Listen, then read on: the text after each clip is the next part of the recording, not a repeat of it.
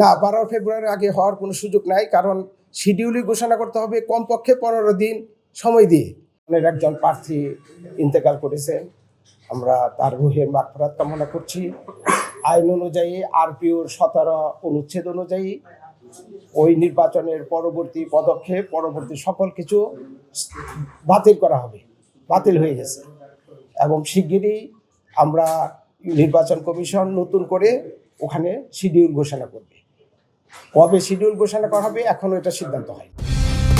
Colour expert, George sap এবং mild on hands technology সমৃদ্ধ Orix crystal wash আপনার laundry expert. হ্যাঁ, দিতে পারবে। এটা নতুন করে আবার আমরা নির্বাচনের যে তফসিল আবার নতুন করে ঘোষণা করতে হবে। তখন যারা যারা দিয়েছেন তারা নতুন করে না দিলেও চলবে, কিন্তু নতুন করে যারা দিতে চান তারাও দিতে পারবে।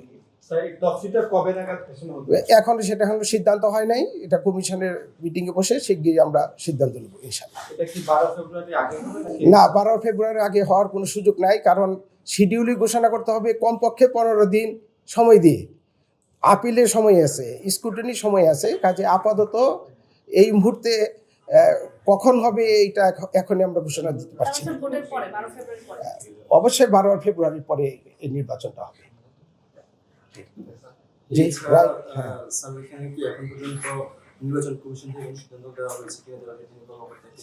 এটা অলরেডি কাউকে দেওয়া হয়নি, এটা আইনের বিষয়, নিশ্চয়ই আবার দেওয়া হবে।